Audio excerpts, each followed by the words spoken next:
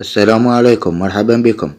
خبر عاجل: مقهى يثير الجدل في الجزائر والسلطات تتدخل. إن كنت من المشاهدين الجدد لا تنسى الاشتراك بالقناة وتفعيل زر الجرس ليصلك كل جديد. شكرا. خلال الأيام الماضية أثار محل أطلق عليه صاحبه اسم عمي تبون تيمنا بالرئيس الجزائري عبد المجيد تبون الجدل على مواقع التواصل الاجتماعي، لا سيما بعدما قررت السلطات المحلية سحب اللافتة إذ اعتبرها استغلالا لشعارات سياسية في التجارة.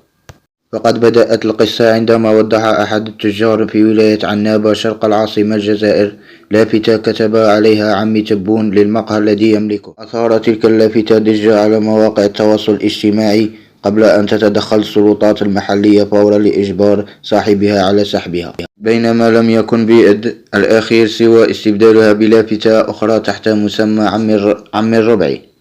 وأدت الحادثة إلى انقسام في آراء وسط الجزائريين بين من أعجب في التسمية واعتبرها خروجا عن المألوف، وكتب أحدهم على الفيسبوك: من الجميل أن نرى البعض يبدع في تسمية محله ولا تكون دائما تسميات مثل مقهى الرحمة والبركة وغيرهما.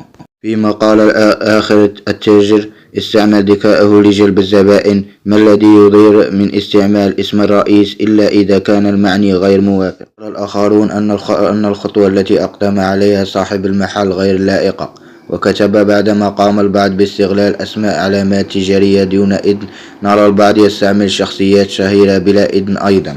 لذلك تساءل البعض كيف فكر هذا الشخص في جعل المحل محسوبا على طرف سياسي، بقدر ما سيربح زبائن سيخسر الآخرين. ويستغل التجار في الجزائر عادة بعض الأسماء لشخصيات أو أماكن تكون شهيرة ومعروفة بغرض استقدام الزبائن، مثل أسماء نوادي كرة القدم العريقة أو شخصيات تاريخية كالمجاهدين، غير أن صاحب المقهى فضل هذه المرة إطلاق تسمية التي يفضل البعض إطلاقها على الرئيس الجزائري وهي عمي تبون.